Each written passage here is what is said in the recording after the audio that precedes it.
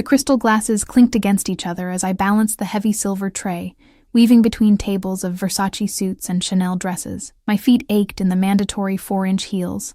Another night at Sovereign, the most exclusive restaurant in the city where the wealthy came to be seen and the desperate came to serve them. "Watch it," hissed Melissa as I nearly collided with her, the champagne in my flutes threatening to spill. Her eyes darted nervously toward the private section where management had been frantically preparing all afternoon. "The Volkov party is here. Don't screw this up." My stomach clenched.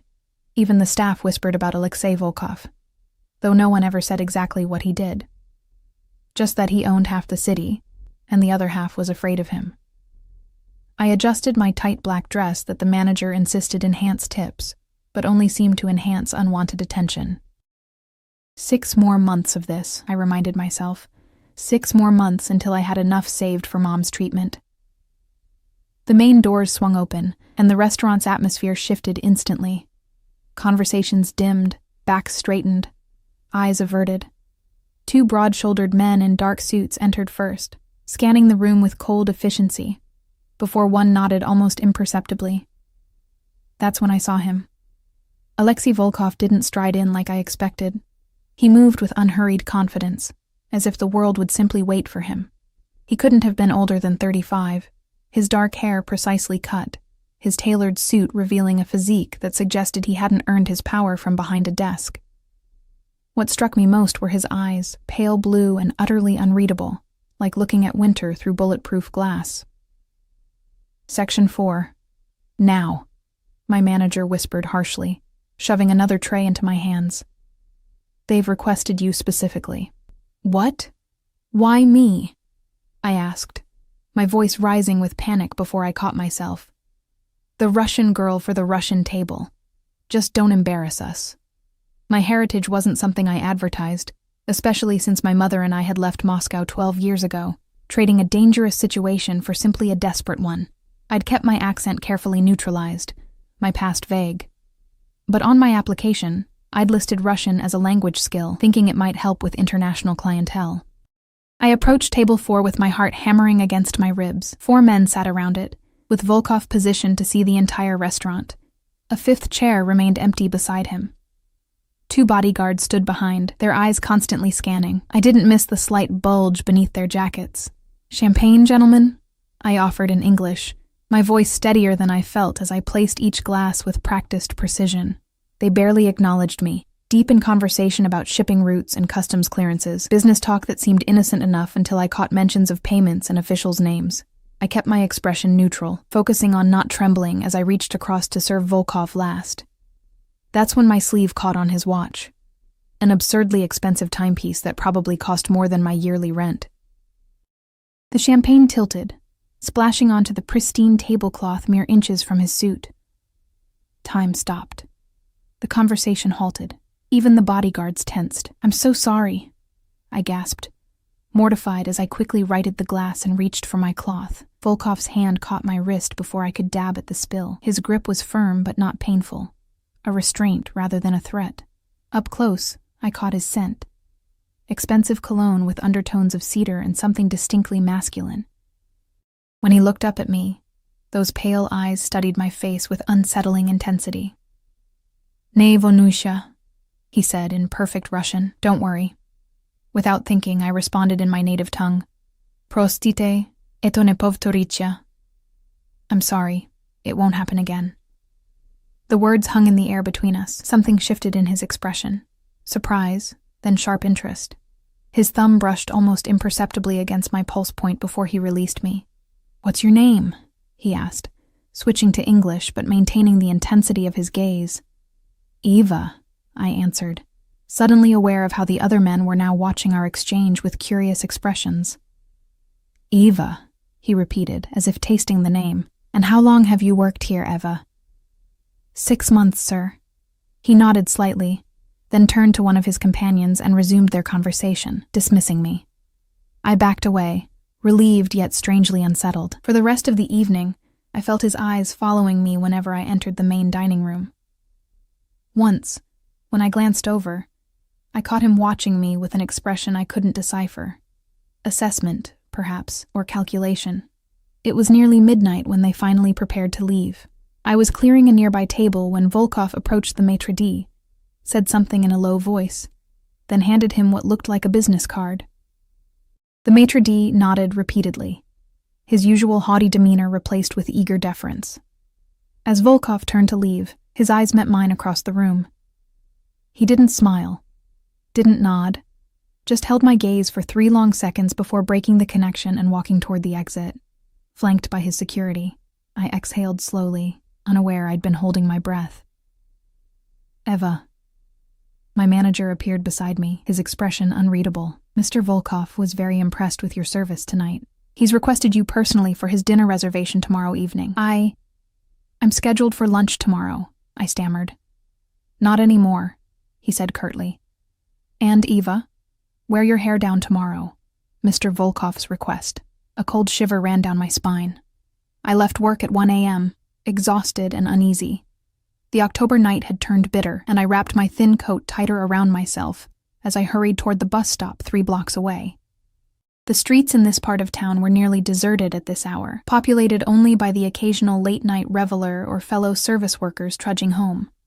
The sound of an engine slowing behind me made the hair on my neck stand up. A black SUV with tinted windows pulled alongside, matching my pace. I quickened my steps, pulse racing. The rear window lowered silently. Alexei Volkov looked out at me, his expression impassive in the dim streetlight. Ava, he said, my name sounding different in his mouth, heavier, more significant. It's late. Let me drive you home. It wasn't a question. Behind him, I glimpsed one of his bodyguards, watching me with flat eyes. Thank you, but I'm fine with the bus, I replied, trying to sound polite but firm. The SUV stopped. Volkov stepped out, and suddenly he was walking beside me, his long coat fluttering slightly in the cold breeze. Up close, without the restaurant's soft lighting, he looked more dangerous, the elegant veneer covering something harder, like a wolf in a bespoke suit. A woman who speaks Russian like a native shouldn't be riding public transportation at this hour, he said. It's not safe. How do you know my Russian is native? I asked, immediately regretting engaging him. A slight smile touched his lips. The way you rolled your R's. Moscow region, I'd guess. Northern district? I stopped walking, startled by his accuracy. How could you possibly know that? I know Moscow well, he replied simply. Then, more softly, and I know when someone is hiding something. My heart stuttered. I'm not hiding anything. I just want to go home. Of course. He gestured to the SUV. That's all I'm offering. Every instinct screamed danger, yet I found myself hesitating. The night was cold. The bus would take 40 minutes, and something in his manner suggested refusal wasn't really an option. Just a ride, I clarified. He nodded once, then opened the car door himself rather than leaving it to his security. As I slid into the leather seat, I noticed the interior was immaculate, smelling of leather and the same cologne Volkov wore. He entered after me, keeping a deliberate space between us. Where do you live? He asked. I gave him an address 2 blocks from my actual apartment, unwilling to reveal my exact location. As the SUV pulled smoothly into traffic, Volkov studied me with those unreadable blue eyes. You're Russian. You learned it young. It wasn't a question, but I answered anyway. I lived there until I was 15. And now you're serving champagne to men who don't deserve it, he observed. Why? The directness of the question caught me off guard. It pays the bills. There are easier ways to make money. Not honest ones. This drew a genuine smile from him. Brief but transformative, softening the hard angles of his face. Honesty is rare in my experience. Maybe you're meeting the wrong people, I said, then bit my lip, wondering if I'd overstepped. But Volkov only leaned back slightly, his eyes never leaving my face. Maybe I am. The rest of the drive passed in silence that should have been uncomfortable, but instead held a strange tension, like the air before a storm. When we reached the address I'd given, he made no move to let me out. Your manager tells me you work double shifts most days, he said. Why?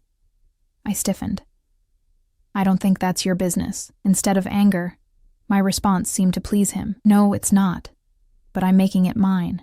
Before I could reply, He reached into his coat and withdrew an envelope, holding it out to me. "Take it." I didn't move. "What is it?" "Open it." With reluctant fingers, I took the envelope and peered inside. Cash. More cash than I'd make in 3 months at the restaurant. "I can't accept this," I said, trying to hand it back. He made no move to take it. "Consider it a tip for excellent service." "This isn't a tip. This is—" I struggled to find the words. "An investment," he finished for me. In future conversations, I placed the envelope on the seat between us. "I'm not for sale, Mr. Volkov." For a moment, his expression hardened, and I glimpsed something dangerous beneath the polished surface. Then, unexpectedly, he laughed. A low, genuine sound. "No," he agreed, "I don't believe you are." He took back the envelope, which makes me all the more interested in tomorrow's dinner. The door beside me opened, his driver standing at attention. I stepped out into the cold night, oddly relieved and disappointed at once.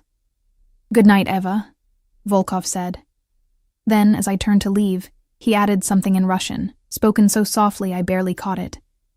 "Sni o tebe ne dayut mne pokoya." Dreams of you give me no peace. I froze, unsure if I'd heard correctly, but when I turned back, the window was already closing, his face disappearing behind the dark glass. The SUV pulled away, leaving me alone on the sidewalk, my breath forming white clouds in the frigid air. I waited until the vehicle disappeared around a corner before walking the 2 extra blocks to my actual apartment, constantly looking over my shoulder. Only when I was inside, door locked and chain fastened, did I allow myself to breathe. My phone buzzed with a text from an unknown number. "I'll send a car at 7 tomorrow. Wear something blue." My hands trembled as I deleted the message, wondering how he'd gotten my number and what I'd set in motion with a few careless words of Russian. I barely slept that night, tossing between anxiety and an inexplicable, unwanted fascination. By morning, dark circles shadowed my eyes, which I carefully concealed with makeup. My mother called while I was getting ready, her voice frailer than the week before. "The doctor says I might qualify for a new trial," she said, hope threading through her words. "But the copay, Eva, it's almost 20,000. My stomach twisted. "That's wonderful news about the trial, Mom. And don't worry about the money. I'm figuring it out." I didn't mention Volkov or the envelope of cash I'd refused. Some instinct told me to keep those worlds separate. "You're working too hard," she said, the familiar worry in her voice. "I hear it." "Maybe I should just try the standard treatment." "No," I cut in firmly. "We've been through this. The standard treatment has a 30% success rate. This trial is at 78. We're doing it." After hanging up, I stood before my closet, staring at the pitiful selection. Nothing blue except a simple wrap dress I'd worn to a friend's wedding last year. It would have to do. I spent the day in a fog of anticipation and dread, watching the clock tick toward 7. At 6, I was dressed, my hair falling in loose waves past my shoulders as requested. By 6:30, I was pacing my tiny apartment. At 6:45, my phone buzzed. "The car is outside." I considered not going, considered calling the restaurant with some excuse, considered running. Instead, I grabbed my coat and headed downstairs. The same black SUV waited at the curb, but no Volkov inside this time. Just the silent driver who opened the door without a word. As we pulled away, I noticed a small gift box on the seat beside me. Inside was a delicate silver bracelet with a small sapphire charm. No note, no explanation. Just the unmistakable weight of expensive jewelry in my palm. I returned it to the box without putting it on. We didn't drive to Sovereign, too. Instead, the SUV took me to Avalon, a restaurant so exclusive I'd only heard rumors about it. A converted penthouse with just 5 tables, each in its own private room with panoramic views of the city. The kind of place where you didn't ask prices because if you needed to know, you couldn't afford it. The elevator attendant took me directly to the top floor where a host was waiting. "Mr. Volkov is expecting you," he said, leading me down a hallway lined with original artwork that probably cost more than my mother's entire medical treatment. He ushered me into a room where floor-to-ceiling windows revealed the city spread out below, glittering like fallen stars. A single table was set with fine china and crystal, silver candlesticks holding tall white tapers that cast a warm glow. And there was Volkov, standing by the window, his back to me as he gazed out at the skyline. He turned as I entered, and something flickered across his face. Satisfaction, perhaps, or pleasure.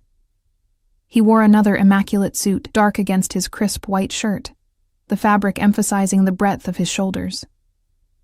"Eva," he said, my name again sounding like something valuable in his mouth. His eyes traveled over me, lingering on the blue dress. "You look beautiful." "Thank you for the invitation," I replied formally, pretending this was normal, that it was perfectly ordinary for a waitress to be dining with a man whose name made restaurant managers tremble. His gaze dropped to my bare wrist. "You didn't wear it." "I couldn't accept it," I said. I brought it with me to return. I placed the small box on the edge of the table.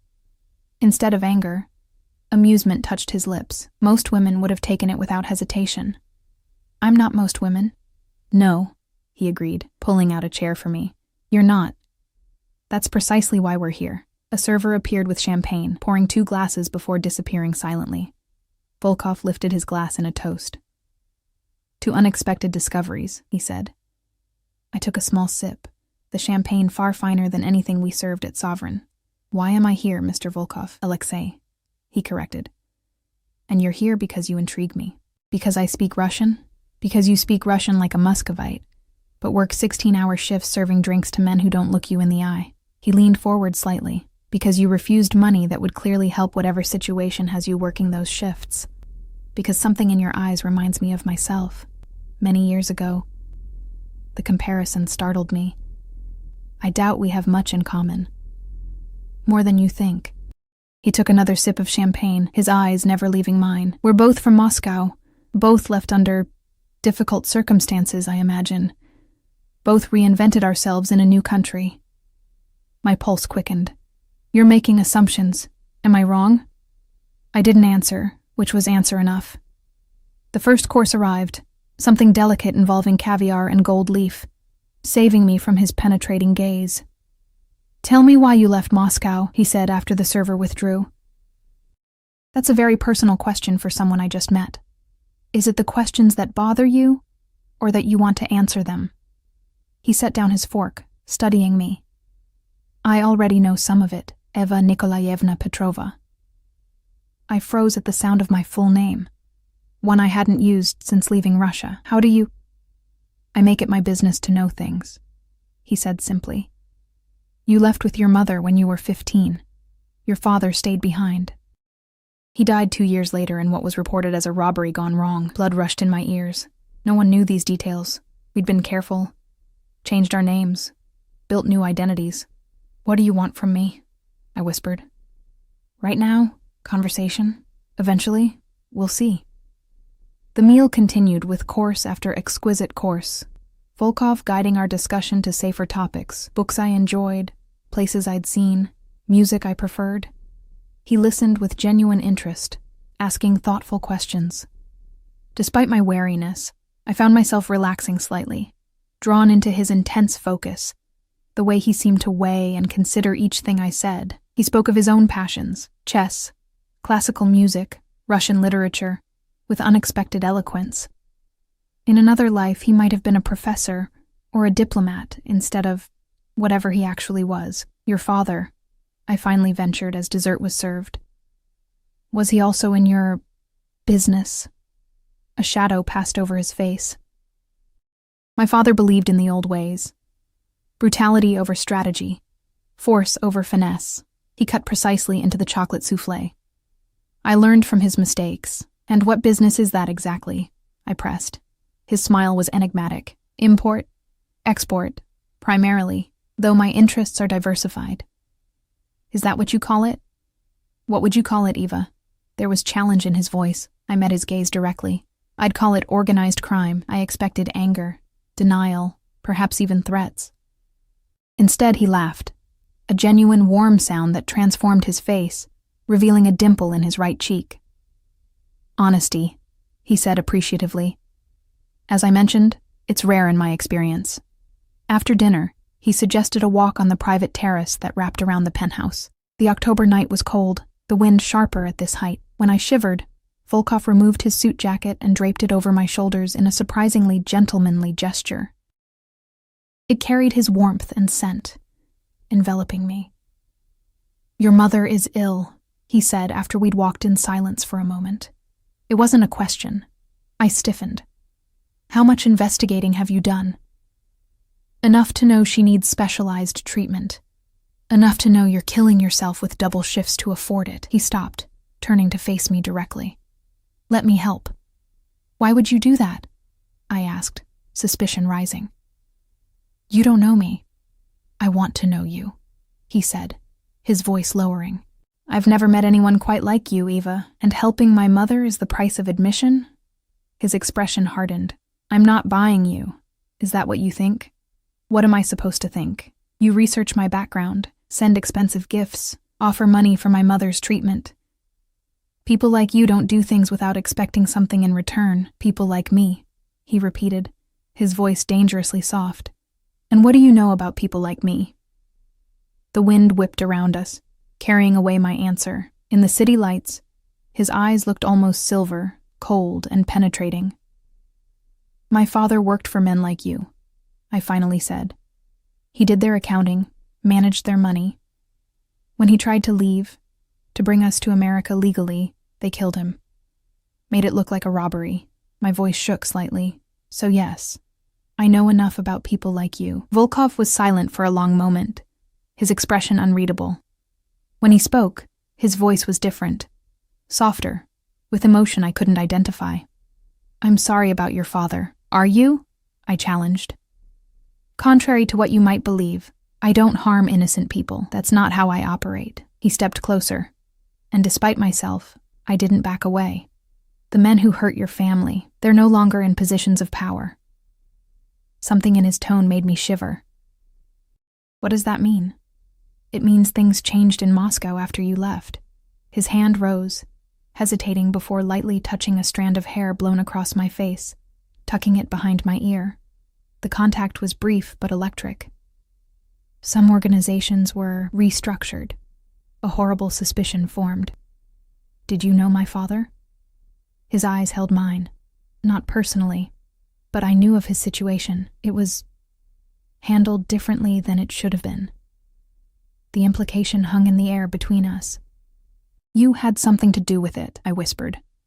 "With what happened in Moscow after we left." "I had everything to do with it. No pretense now. No charming smiles or careful words. Just raw truth in the cold night air. The men who threatened your family, who killed your father, they answered to someone who answered to me. And when I discovered what happened, I ensured they were held accountable." My mind reeled, trying to process what he was telling me. "Why would you care about one accountant?" "I didn't at the time," he admitted. "But I care about how things are done, about rules and boundaries." His jaw tightened. Families were supposed to be off limits. Lines were crossed. I stepped back, suddenly needing distance. His jacket slipped from my shoulders, but he caught it, his fingers briefly brushing mine. "I should take you home," he said, reading my expression. "You need time to think." The ride back to my apartment was silent, heavy with unspoken questions. This time, Volkov gave the driver my actual address without me saying a word, confirming my suspicion that he'd known where I lived all along. When we arrived, he walked me to the door of my building, keeping a respectful distance. "I'd like to see you again," he said. "I don't think that's a good idea." "Because of what I am, or because of what you're afraid you might feel?" The question struck too close to the confusion swirling inside me. "Both," I admitted. He nodded, accepting this with surprising grace. "Your mother's treatment," he said. "Let me take care of it. No strings attached." "There are always strings," I countered. "Not this time." He reached into his pocket and withdrew a business card, simple white, with just a phone number embossed in black. "This is my private line. Call it if you change your mind, about anything." I took the card, our fingers brushing again with that same jolt of awareness. "Good night, Eva," he said softly, then turned and walked back to the waiting SUV. I watched until the vehicle disappeared around the corner, then entered my building, mind swimming with revelations and contradictions. Inside my apartment, I leaned against the door, turning the business card over in my fingers, wondering what twisted path of fate had connected my family's tragedy to this dangerous, compelling man. My phone buzzed with a text message from the same unknown number as before. Your mother's treatment is paid for. The clinic will call tomorrow to schedule. This isn't a debt. It's atonement.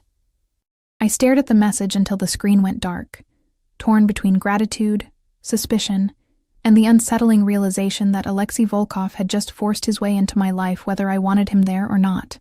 Later that night, I received a call from Dr. Harmon, my mother's oncologist, confirming that an anonymous donor had covered the entire cost of her treatment and participation in the clinical trial. When I asked who, she simply said, "The donation came through the Volkov Foundation for Medical Research. Apparently, they've been funding our work for years." I lay awake until dawn, wondering what I'd stumbled into, and whether I could find my way out, even if I wanted to. The following morning, I called my mother, careful to keep my voice steady as I told her the news about her treatment being covered. "But how?" she asked, disbelief and hope mingling in her voice. "Eva, that's nearly $20,000. It's a foundation that supports the clinical trial," I said, the half-truth bitter on my tongue. "They selected a few participants to fully fund. You were lucky." "It's a miracle," she whispered. I closed my eyes, picturing Alexei Volkov's intense gaze. Not a miracle, a man with motives I still couldn't fully understand. After hanging up, I stared at Volkov's business card, turning it over and over between my fingers. That single moment in the restaurant, my instinctive response in fluent Russian to his comment, had somehow altered the course of my life. My carefully constructed anonymity, shattered by 3 words.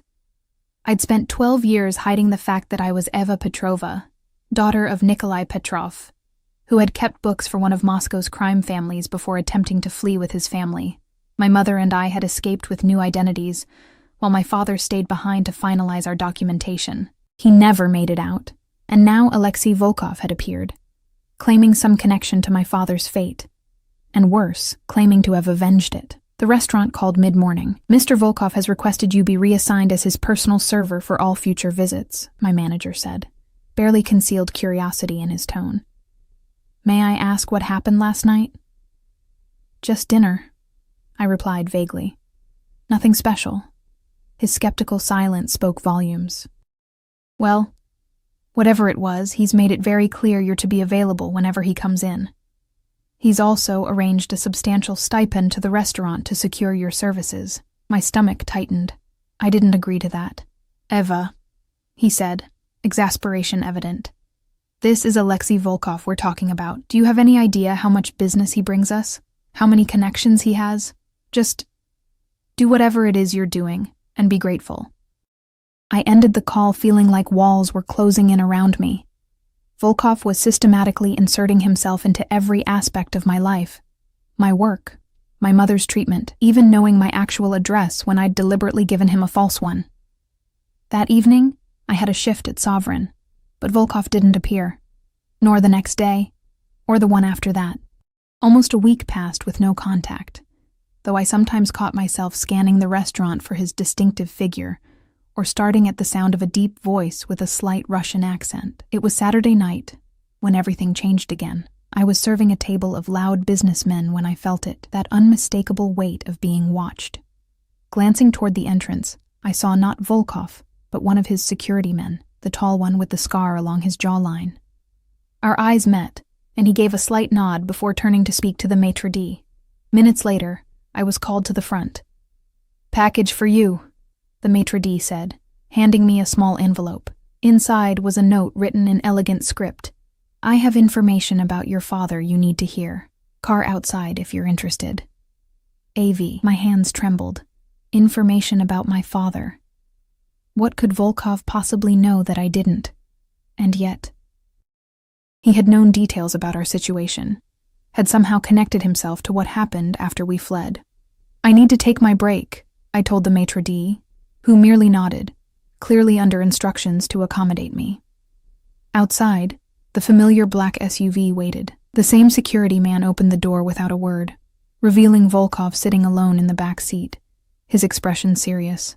You have information about my father? I asked, remaining on the sidewalk. Yes, he replied simply. But not here.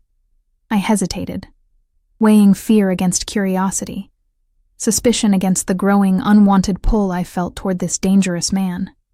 15 minutes, I finally said, sliding into the seat beside him. I need to be back for my shift. You won't be returning tonight, Volkov said as the car pulled smoothly away from the curb.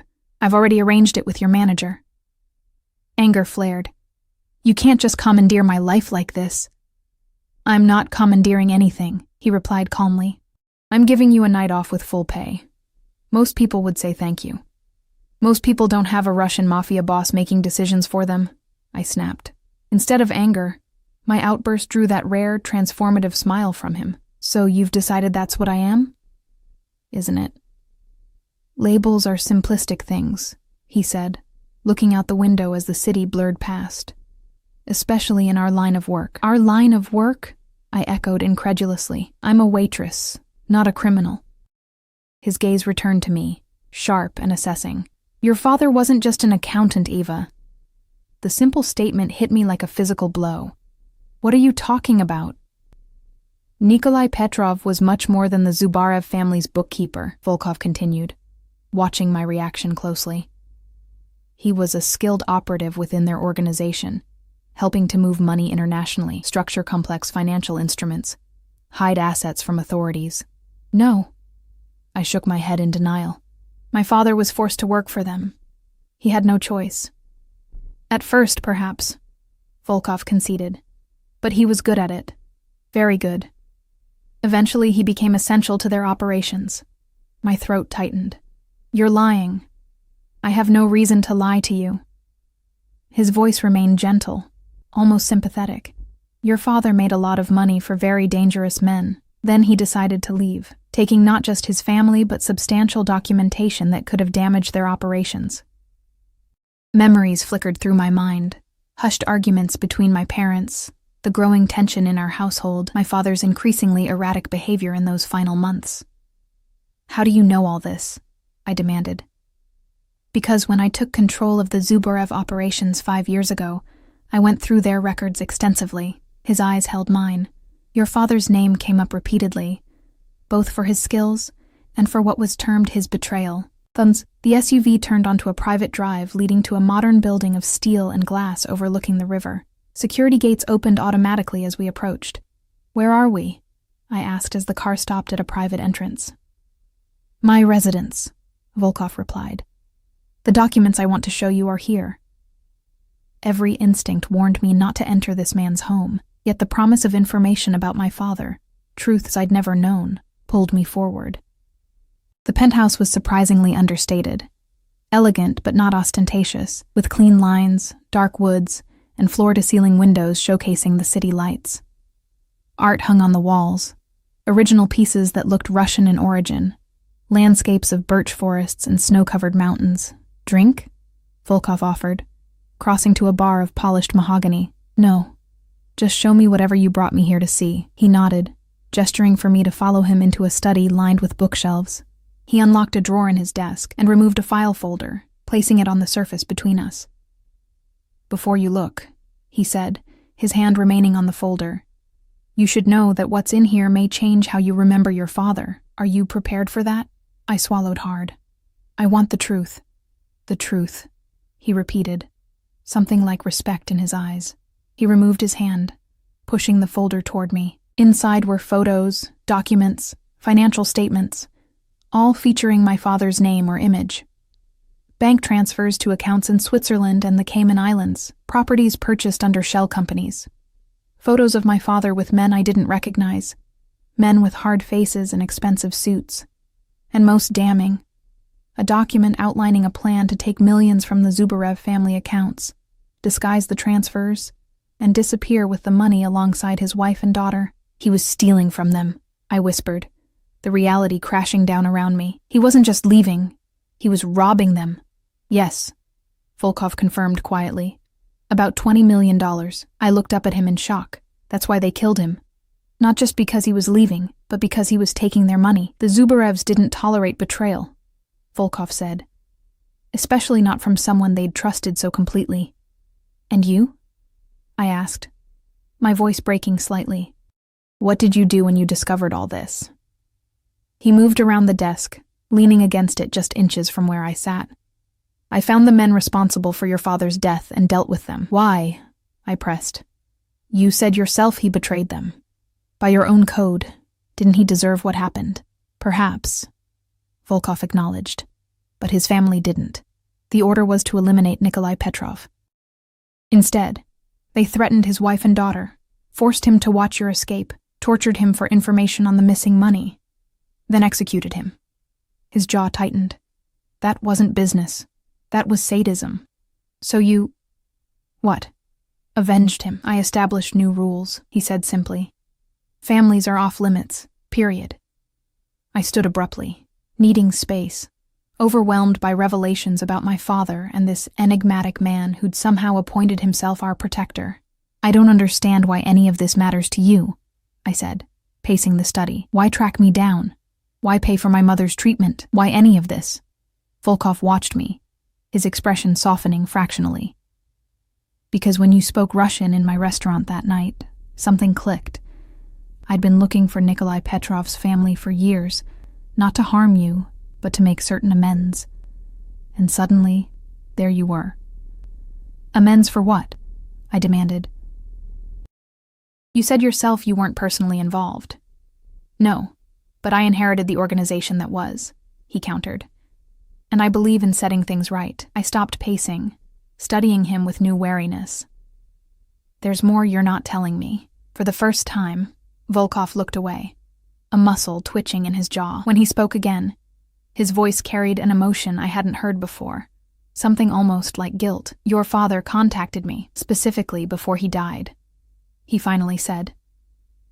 "I was rising in the ranks then, known for being different, more strategic, less brutal. He reached out, offering information in exchange for protection for his family." My heart pounded painfully against my ribs. "And?" "I ignored him," Volkov admitted, meeting my eyes again. "I was ambitious, focused on my own advancement. I dismissed his request without consideration." "And he died," I whispered. "Yes." The single word carried the weight of regret. When I later took control and discovered what had happened to him, what had been done to his family, I tried to find you, to make what amends I could. "So this is about your guilt," I said flatly. "Not about me at all." His expression hardened. "It started that way," he acknowledged. "But from the moment you answered me in perfect Russian, looking into my eyes without fear or deference, it became about you." The intensity in his gaze made my breath catch. He stepped closer, close enough that I could feel the heat radiating from his body, smell the now familiar cedar notes of his cologne. "I've never met anyone like you, Eva," he said, his voice lowering to a near whisper. "Someone who sees what I am and doesn't cower or fawn. Someone who challenges me, fascinates me." "I'm not something to collect," I said, though I didn't step back. "Or possess." "No," he agreed. "You're something far more dangerous." His hand rose to my face, fingers hovering just shy of contact, as if seeking permission. "You're someone I can't stop thinking about." The confession hung in the air between us, charged with possibilities both thrilling and terrifying. Before I could respond, his phone rang with a distinctive tone that made his expression instantly shift to something colder, more controlled. He checked the screen, jaw tightening. "I need to take this. Excuse me." As he stepped out of the study, speaking rapid Russian into the phone, I turned back to the folder on the desk. My father's secrets spread before me. Photos of a man I thought I'd known, smiling with criminals, living a double life. Had he been a victim forced into crime, as he'd always told my mother and me? Or had he chosen this path, seduced by money and power until it destroyed him? Through the partially open door, I caught fragments of Volkov's conversation. Tense, authoritative commands punctuated by silence as he listened to whoever was on the other end. "Niet, сейчас," he insisted. "No, now." Then, "Oni už здесь?" They're already here? The shift in his tone made me tense. Something was wrong. He returned moments later, his expression grim. "We need to leave. Now." What? Why? What's happening? I asked as he quickly gathered the documents, returning them to the folder. There's a situation I need to handle, he said vaguely, ushering me toward the door. My security will take you home. In the hallway, 2 of his men appeared, their expressions tense, hands hovering near concealed weapons. They spoke to Volkov in hushed Russian, too fast for me to catch more than a few words. Perimeter. Compromised. Team. Volkov turned to me, his face now a controlled mask. Change of plans. You'll need to stay here for a while. I'm not staying here, I protested. Whatever's happening is not something you should be involved in, he cut in, his voice brooking no argument. Mikhail will show you to a guest room. Please, Eva, for once don't fight me on this. There was genuine concern in his eyes. Not for himself, I realized with a jolt, but for me. Before I could respond, the distinct crack of gunfire echoed from somewhere in the building. Volkov immediately pushed me behind him, drawing a pistol from beneath his jacket. Zashchitait yeye, he ordered sharply to one of his men. Protect her. The security guard grabbed my arm, pulling me down a hallway away from Volkov, who was already moving in the opposite direction, weapon ready, all trace of the contemplative man from moments ago replaced by something lethal and focused. Wait! I called after him, a sudden irrational fear gripping me. He paused, glancing back. Yevernus, he promised. I'll come back. Then he was gone, and I was being hurried through the penthouse to a secure room with steel-reinforced doors, my mind reeling from revelations about my father, confessions from Volkov, and the sudden eruption of violence that had shattered the moment between us. As the door sealed shut behind me, I sank onto the edge of a bed, wondering how my life had spiraled so completely out of control in the span of a week, all because I'd answered Alexei Volkov in my native Russian without thinking. Hours passed in the windowless room, my only company the steady tick of an ornate clock on the wall, and the muffled sounds of movement beyond the door. Twice I heard what might have been gunshots, distant but unmistakable. Once, voices raised in argument, Russian, too indistinct to understand. I tried the door periodically, unsurprised to find it locked. Not a guest, then. A prisoner. The room itself was luxurious. King-sized bed with silk sheets, ensuite bathroom with marble fixtures, elegant furnishings that whispered of wealth without shouting it, a gilded cage, but a cage nonetheless. Sometime after midnight, the lock clicked. I tensed, backing away from the door as it swung open to reveal Alexei Volkov, his pristine appearance from earlier now disheveled. His white shirt was partially untucked, a smear of something dark, blood, on his sleeve. A bruise was forming along his jawline. Are you hurt?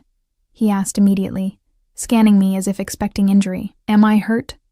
I echoed incredulously. I've been locked in here for hours while people were shooting at each other. What happened out there? He entered fully, closing the door behind him. Up close, I could see the fatigue in his eyes, the tightness around his mouth. A disagreement with former business associates, he said, removing his suit jacket with a slight wince. It's been resolved. Resolved, I repeated flatly. Is that what you call it when people try to kill you? A grim smile touched his lips. No one tried to kill me, Eva. They were trying to send a message. What kind of message involves gunfire? The kind that happens in my world. He loosened his tie, studying me with those penetrating eyes. You're angry. I'm furious, I corrected. You locked me in here like a pet while you went off to... What? Shoot people? Get shot at? I don't even know what happened. I was protecting you, he said simply, as if that explained everything. I didn't ask for your protection, I nearly shouted. I didn't ask for any of this. Your help with my mother, your information about my father, your sudden appearance in my life turning everything upside down. He absorbed my outburst silently, his expression unreadable. Then, unexpectedly, he crossed to a cabinet, withdrew a decanter and 2 glasses, and poured what looked like whiskey. You deserve an explanation, he acknowledged, offering me one of the glasses. When I hesitated, he added, If I wanted to harm you, Eva, I wouldn't need to drug you. The blunt statement reminded me exactly who I was dealing with. I took the glass but didn't drink. The men who came tonight, he began, taking a seat in an armchair across from where I stood, were representatives of the Zubarev family. What remains of it? They discovered I'd been in contact with you. My stomach dropped. Because of me? This happened because of me? Because of me. He corrected firmly. I made a choice to find you, to make amends. There are those who felt I was betraying certain principles by associating with Nikolai Petrov's daughter. The daughter of a traitor, I said bitterly, recalling the documents I'd seen. Volkov's gaze was steady. The daughter of a man who wanted a better life for his family. I understand that motivation better than most. I finally took a sip of the whiskey, welcoming the burn. So what happens now? Am I in danger from these people? Not anymore, he said, something cold flashing in his eyes. As I said, the matter has been resolved. I didn't ask what resolved meant in his world. I wasn't sure I wanted to know. Can I leave? I asked instead. He studied me for a long moment. It's not safe for you to return to your apartment right now. Not tonight. He stood, wincing again, revealing a dark stain spreading on his side where he'd been concealing it with his arm. You're hurt, I gasped, setting down my glass and moving toward him instinctively. It's nothing, he dismissed, but didn't resist when I pushed his hand aside to reveal a bloodied tear in his shirt. This isn't nothing, I insisted. You need a doctor. What I need, he said, his voice dropping lower, is for you to stop looking at me like that. Like what? Like you care whether I live or die. The raw honesty in his voice caught me off guard. Our eyes met, and something passed between us, an acknowledgement of the strange, dangerous connection forming despite all reason and warning. Sit down, I ordered, finding my voice again. Where's a first aid kit? He smiled faintly. Bathroom cabinet, but it's truly not necessary. Sit down. To my surprise, he complied, lowering himself back into the chair. In the bathroom, I found a comprehensive medical kit and returned to find him with his shirt unbuttoned, revealing a muscled torso mapped with scars. Old bullet wounds, knife marks, evidence of a violent life. The fresh wound was a graze along his ribs, deep enough to bleed freely, but not life-threatening. As I cleaned it with antiseptic, my fingers brushing against his skin, I was acutely aware of his eyes on me, of his controlled breathing, of the heat radiating from him. You've done this before, he observed as I worked. My mother was a nurse, I replied, focusing on the task to avoid his gaze. She taught me basic first aid. Is that why you came to America, for her to work as a nurse? I hesitated, then nodded. We had papers prepared, work visa for her, student visa for me, everything legal. Then my father. I trailed off. Didn't make it out. Volkov finished softly. So you came anyway. We had no choice, I said, taping a bandage over the cleaned wound. We couldn't stay in Moscow after what happened. We used the documentation he'd prepared. Changed our names. Eva Petrova became Eva Parker, he murmured, hiding in plain sight. I stepped back, suddenly uncomfortable with the intimacy of the moment. This dangerous man half-dressed before me, sharing secrets in the quiet hours past midnight. I should sleep, I said abruptly. It's been a lot to process. Volkov buttoned his shirt, nodding slightly. Of course. I'll have someone bring you anything you need. He paused at the door. The room won't be locked, Eva, but I still ask that you stay until morning, when it's safer for you to leave. After he left, I sank onto the bed, my mind and heart racing. The events of the night played in endless loops. The revelations about my father, Volkov's confession of guilt, and his unexpected admission of fascination with me, the sudden violence, and now this strange, charged moment between us. I must have dozed off eventually because I woke to sunlight streaming through newly opened curtains. A set of clothes lay folded at the foot of the bed, designer jeans and a cashmere sweater that looked my size, tags still attached. On the nightstand sat a tray with coffee, fruit, and pastries. Stretching, I noticed a folded note propped against the coffee cup. Business called me away. Victor will take you home when you're ready. A strange disappointment settled in my chest, which I immediately tried to dismiss. What had I expected? That Alexei Volkov would be waiting to have breakfast with me after his disagreement last night? I showered, dressed in the provided clothes, which fit perfectly, raising questions about how he knew my size. and eventually emerged from the room to find one of Volkov's security men, Victor, presumably, waiting in the hallway. "Miss Parker," he greeted me formally. "The car is ready whenever you wish to leave." I followed him through the penthouse, noticing no signs of the previous night's violence. Everything had been immaculately cleaned and restored, as if nothing had happened. As we passed the study where Volkov had shown me my father's file, I paused. "Wait here," I told Victor, who raised an eyebrow but didn't object. Inside the study, I went straight to the drawer where Volkov had stored the documents. Locked, of course. I scanned the desk, finding nothing personal. No photos, no mementos, nothing to humanize the space. Just expensive furnishings and tasteful art. On my way out, I noticed something I'd missed the previous night. A chess set on a small table near the window. The pieces were mid-game, a complex strategy unfolding on the board. I recognized the Sicilian defense. My father had taught me chess as a child. Someone had played the black pieces with impressive skill, pushing white into a defensive position. "He plays every morning," Victor said from the doorway, nodding toward the chess set, against himself, usually. "He plays both sides?" I asked, studying the board more carefully. Victor shrugged. "Says it helps him think like his opponents." The insight seemed oddly intimate, a glimpse into Volkov's mind I hadn't expected. The ride to my apartment was silent. As we pulled up to my building, Victor handed me an envelope. "Mr. Volkov asked me to give you this." Inside was a key card and another note in the same precise handwriting.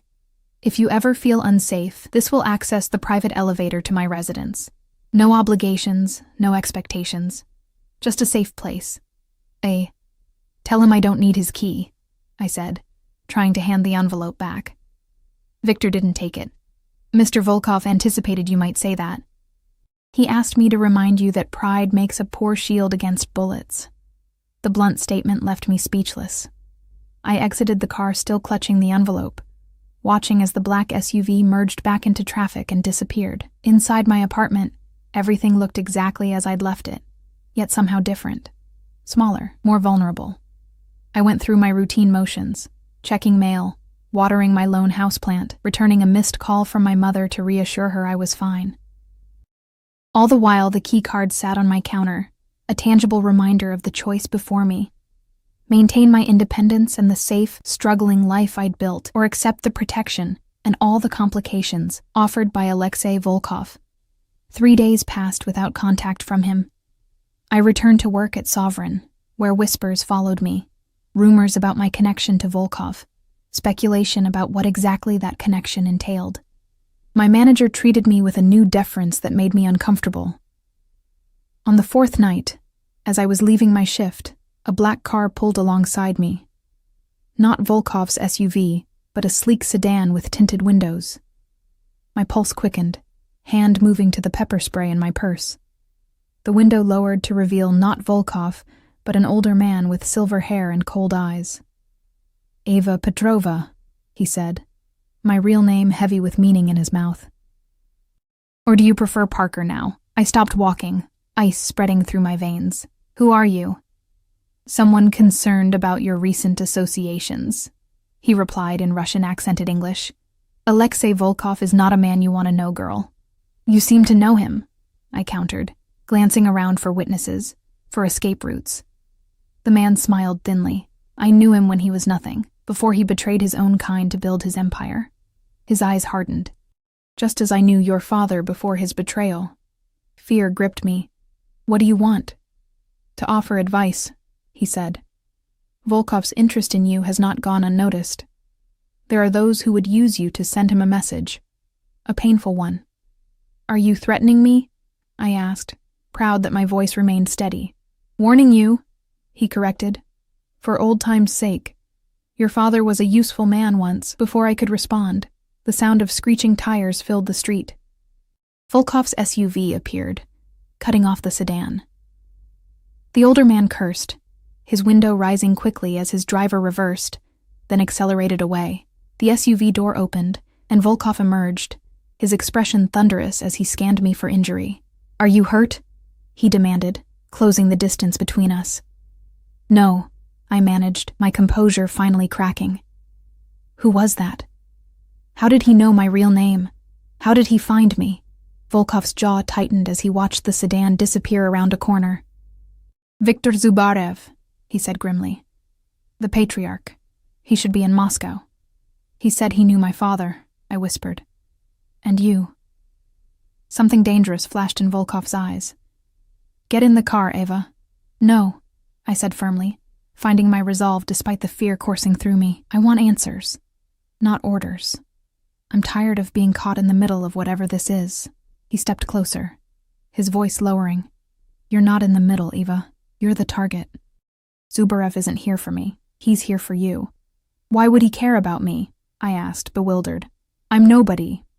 You're Nikolai Petrov's daughter, Volkov said urgently. The daughter of the man who stole millions from him and hid it so well they never found it. Zubarev believes you know where that money is. The revelation hit me like a physical blow. But I don't.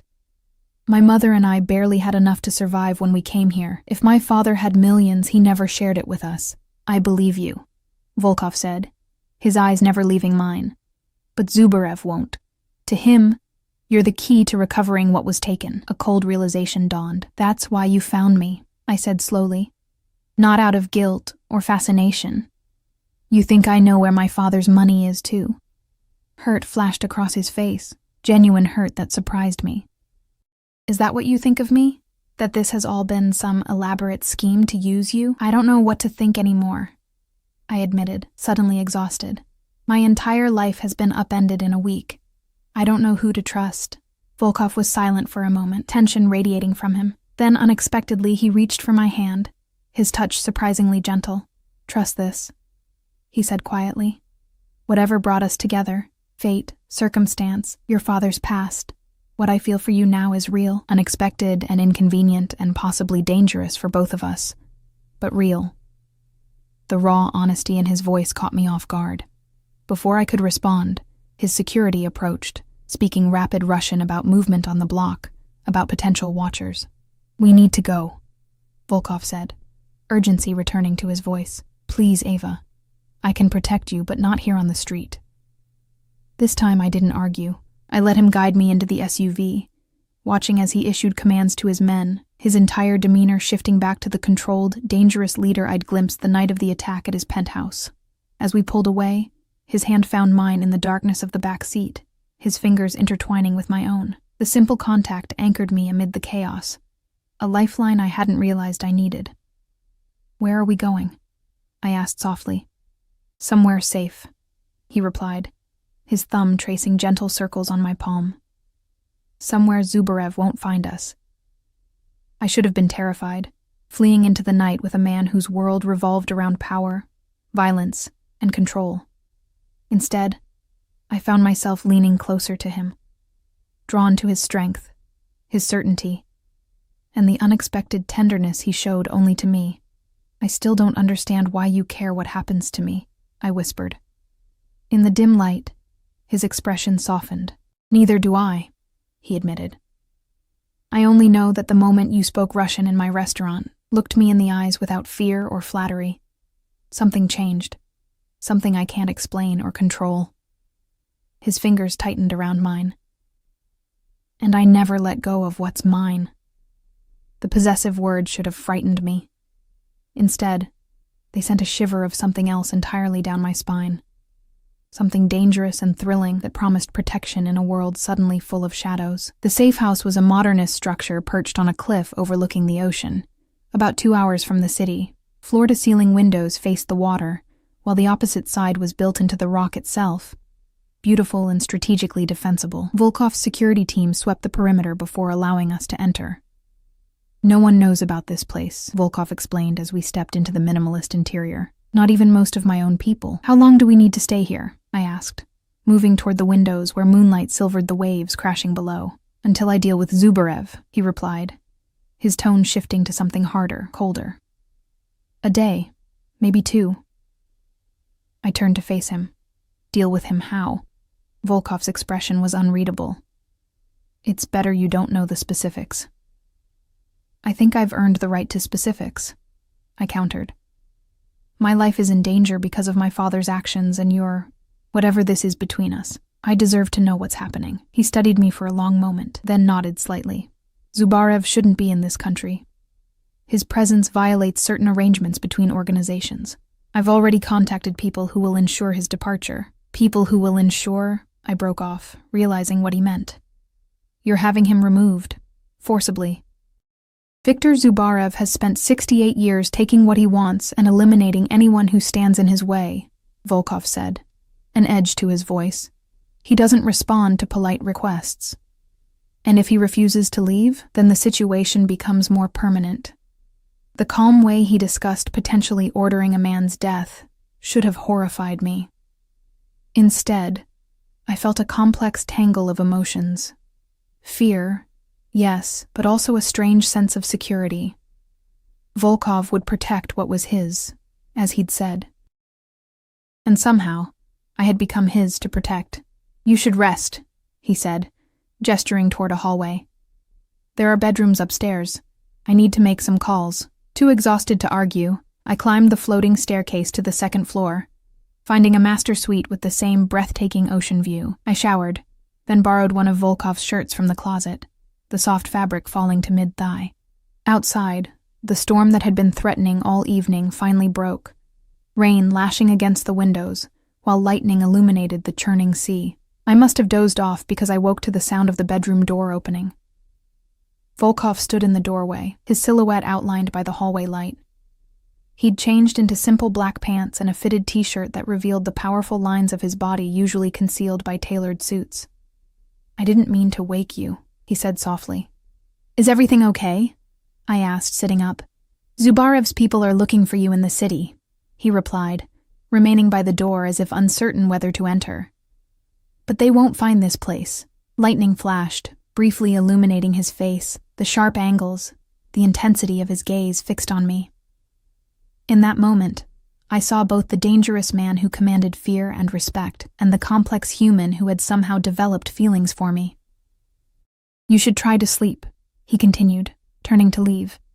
Wait, I called, surprising myself. Stay, please. He paused, his back still to me. Eva, he said, my name almost a warning. You don't know what you're asking. I know exactly what I'm asking, I replied, finding confidence in the darkness, in the storm raging outside that matched the turbulence within me. I'm asking you not to leave me alone tonight. Slowly, he turned back. Even in the dim light, I could see the conflict in his eyes, desire warring with restraint. If I stay, he said, his voice lower, rougher, I'm not sure I can maintain the distance I've tried to keep. Then don't, I whispered.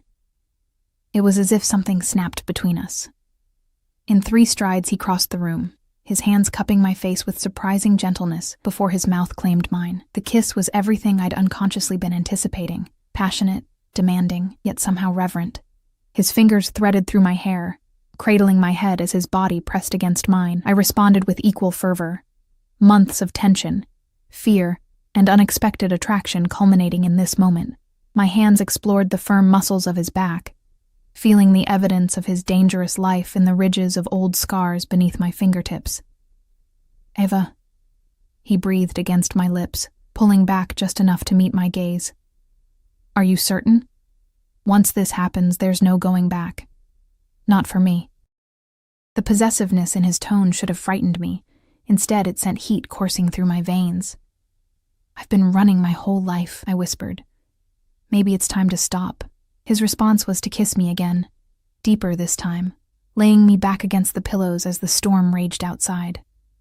What followed was a night of passion that matched the intensity of the tempest, tender one moment, fierce the next, our bodies speaking a language of need and belonging that transcended words. Afterward, as we lay tangled in sheets with rain still drumming against the windows, Volkov, Alexei, as he'd asked me to call him in our most intimate moments, traced patterns on my bare shoulder. I never expected you, he confessed quietly. In my world, relationships are transactions, power exchanges, strategic alliances. Not this. What is this? I asked, resting my head on his chest, listening to the steady beat of his heart. His arms tightened around me, something I've never felt before, he admitted, something I'm not willing to lose. We made love again as dawn broke, sunlight replacing storm clouds, illuminating our bodies entwined on the bed.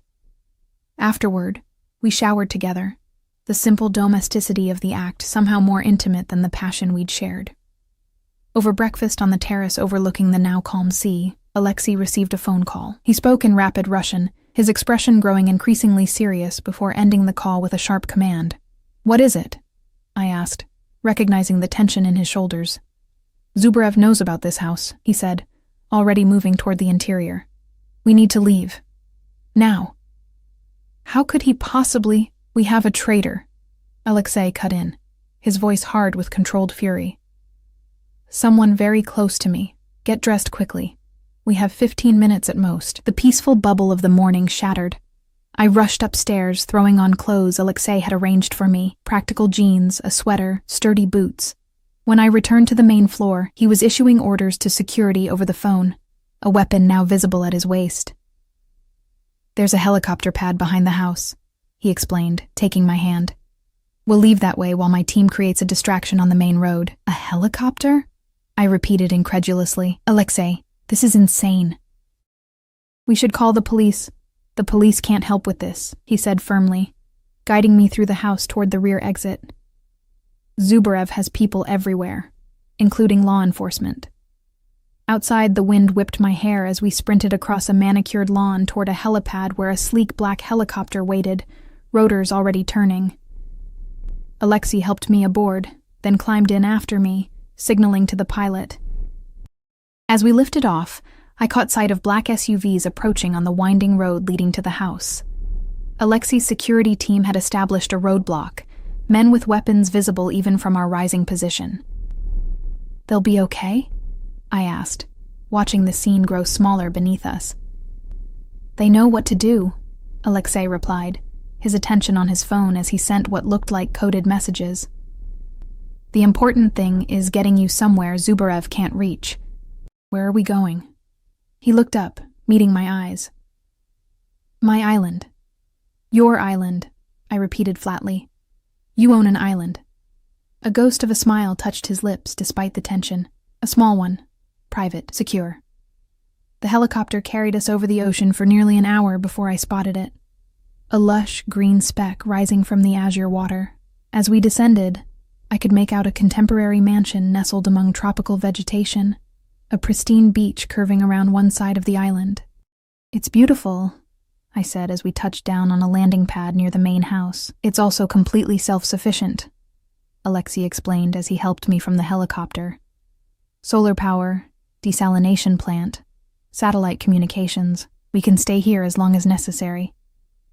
The house was stunning, airy and open, designed to blur the boundaries between inside and outside. Staff appeared, respectful and efficient, bringing refreshments and taking our minimal luggage to the master suite. After they withdrew, leaving us alone in a spacious living area overlooking the sea, I turned to Alexei. "What's the plan? We hide out here while your men hunt down Zubarev?" He crossed to a bar, pouring 2 glasses of water before answering. "Not exactly. My people will ensure Zubarev leaves the country, but that won't solve the underlying problem." "Which is?" "He believes you know where your father hid the money," Alexei said, handing me a glass. "As long as he believes that, you'll never be truly safe." I sank onto a sofa, the weight of the situation settling over me. "But I don't know anything about my father's stolen millions. My mother and I struggled for years. If he hid money somewhere, he never told us." Alexei sat beside me, his expression thoughtful. "Perhaps not directly. But your father was clever. He might have left clues, information that seemed innocent, but would make sense only to you or your mother." "Like what?" I asked, bewildered. "Anything unusual he gave you before you left Moscow? Letters, gifts with special meanings, stories he insisted you remember?" I started to shake my head, then froze as a memory surfaced. "The chess set," I whispered. Alexei's eyes sharpened. "What chess set?" "My father gave me a chess set the day before we left," I explained, the memory growing clearer. "Hand-carved wooden pieces. He said it was a family heirloom, that I should keep it safe always." I looked up at Alexei, realization dawning. "I still have it. It's in storage with my mother's things back in the city. Something sparked in his eyes. Excitement, calculation. We need to get that chess set. You think he hid information in it somehow? It would be exactly his style, Alexei confirmed. Complex, symbolic, requiring intelligence to decode. The perfect hiding place. For the next hour, we strategized. Alexei arranged for trusted associates to retrieve the chess set from my storage unit, using my keys and specific instructions on where to find it. By evening, he'd received confirmation that the set had been secured and was being transported to us. That night, as we lay together in the master suite, with ocean breezes drifting through open balcony doors, I voiced the question that had been troubling me. If we find the money, I asked hesitantly, what happens then? Alexei propped himself up on one elbow, studying my face in the moonlight. What do you want to happen? I considered the question carefully. I want my mother's treatment fully covered, not just this round. I want enough to ensure she never has to worry again. I paused, gathering courage. And I want freedom, to choose my own path without fear or financial pressure. And where does that path lead? He asked softly. Away from me? The vulnerability in the question surprised me, coming from a man so powerful, so controlled. I don't know, I admitted honestly. A week ago, you were a stranger, a dangerous one. Now, I reached up to trace the line of his jaw. Now I don't know what you are to me, except that I can't imagine walking away. He caught my hand, pressing a kiss to my palm, then don't. It's not that simple, I protested. Your world. What you do. It's so far from anything I know. It could be simpler than you think, he countered. The money your father took, it rightfully belongs to you now. With it, you could do anything. Go anywhere.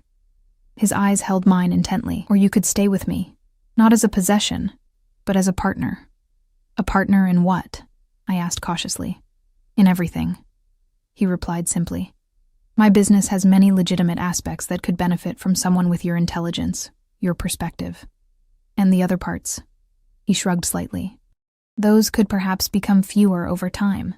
The implication was clear. He was offering to change, to shift his empire toward legitimacy. For me, you would do that. His expression was solemn, for the right reasons, for the right person. The chess set arrived the following morning via seaplane. It was exactly as I remembered, a beautiful wooden board with intricately carved pieces, slightly worn from years of play. My father had taught me on this very set, patiently explaining strategies, encouraging me to think several moves ahead. Alexei examined it with expert hands, testing the weight of each piece, running his fingers along the board's edges and undersides. The craftsmanship is exceptional, he commented. Museum quality. But I don't see any obvious hiding places. Maybe we're overthinking this, I suggested. Maybe it's just a chess set he wanted me to have as a memento. Alexei shook his head. Your father was too deliberate for that. If he gave you this specifically before you fled, it matters. He picked up the white queen, turning it in his fingers. These pieces feel slightly heavier than they should. For hours we examined every inch of the set without success. Frustrated, I began setting up the pieces in their starting positions, a habit ingrained from childhood. As I placed the black king, I remembered something. Wait, I said suddenly. My father always set up the board with a specific position before we played. He called it the memory position. Alexei watched intently as I rearranged the pieces into the configuration my father had shown me countless times, an unusual arrangement that didn't correspond to any standard opening or famous game I knew of. When the last piece was in place, Alexei studied the board, his expression changing to one of recognition. This isn't a chess position, he said slowly. It's coordinates. Working together, we translated the positions of the key pieces into a set of latitude and longitude coordinates, which led to a small town in Switzerland.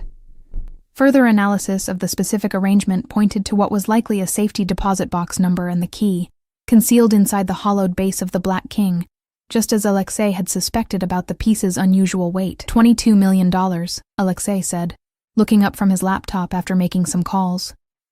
Converted to various holdings and investments over the years. With compound interest, it's now closer to 30 million. He met my eyes. It's yours, Eva. All of it.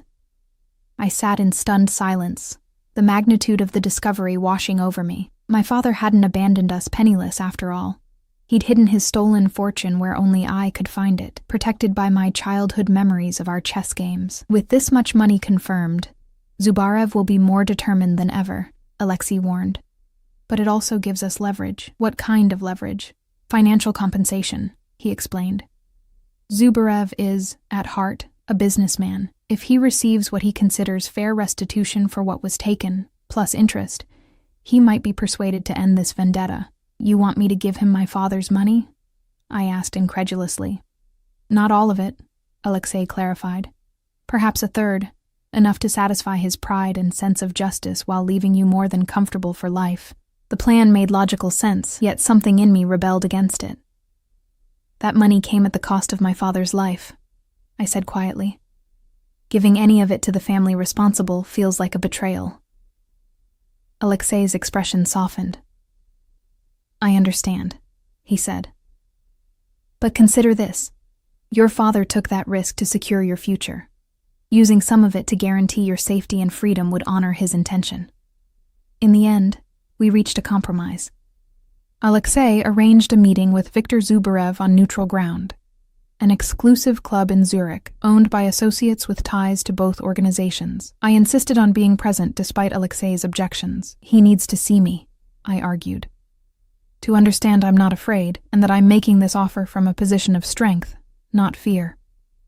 Reluctantly, Alexei agreed, though he arranged security so comprehensive it bordered on excessive. The meeting itself was tense but oddly formal, conducted with the cold civility of adversaries who recognized mutual destruction wasn't in anyone's interests.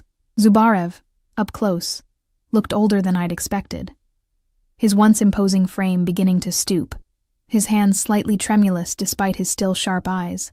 You have your mother's features, he observed when we were introduced, switching to Russian, but your father's calculating mind, it seems. I responded in the same language, my accent perfect after weeks of speaking it with Alexei. I have his chess set, certainly. Understanding passed between us. After tense negotiations mediated by neutral parties, we reached an agreement. 40% of the recovered funds would go to Zubarev's organization as restitution for the original theft. In exchange, they would formally acknowledge that all debts were settled and withdraw any claim against me or my mother. As we prepared to leave, Zubarev held me back with a gesture. Your father was an honorable thief, he said, surprising me. He stole only money, never lives. Remember that.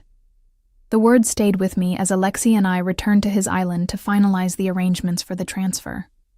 With the threat from Zubarev neutralized and the majority of my father's fortune secured, I faced the choice Alexei had laid before me. You don't have to decide now, he said as we walked along the pristine beach at sunset. Take time. Think about what you want. I stopped, turning to face him with the ocean breeze in my hair and salt spray on my skin. I already know what I want, I said, meeting his intense gaze. I want to build something that matters. Something legitimate that my father would be proud of. Hope flickered in his eyes. And where do I fit into that vision? That depends, I replied, stepping closer to him. How serious were you about transitioning your business? Completely serious, he said without hesitation. It would take time, years perhaps, but it could be done. Then I want you as a partner, I said simply. In business, in life, in everything. The smile that transformed his face was unlike any I'd seen from him before. Unguarded, genuinely joyful. He pulled me into his arms, lifting me off my feet in an uncharacteristic display of emotion. I should warn you, he murmured against my hair. I'm possessive, protective, and used to getting my way. I've noticed, I laughed, wrapping my arms around his neck. Fortunately, I'm stubborn, independent, and not intimidated by powerful men. A perfect match, he agreed, his lips finding mine as the sun sank below the horizon. 6 months later, Alexei and I stood in the newly opened headquarters of the Volkov-Petrova Foundation, dedicated to supporting refugees from political and criminal violence. My mother, now in complete remission thanks to the clinical trial, had taken a position as health program director. Across the city, the first of Alexei's former businesses, had completed its transition to legitimate enterprise, a shipping company now specializing in humanitarian logistics. Others would follow, one by one, as we gradually transformed his empire into something we could both be proud of. "Any regrets?" Alexei asked, as we surveyed what we had built together. I thought of that night at Sovereign, when a few careless words in Russian had changed the course of my life. "Not one," I replied, lacing my fingers through his. Though I still can't believe it all started with me spilling champagne. His smile held all the warmth and intensity that had drawn me to him from the beginning. "It started the moment you spoke Russian to me without fear," he corrected, pulling me closer. "That's when I knew I'd never let you go." And as his lips met mine, sealing a promise that had begun in danger, but transformed into something unexpected and precious, I silently thanked whatever twist of fate had brought us together. The Mafia boss and the daughter of a thief, now partners in every sense of the word.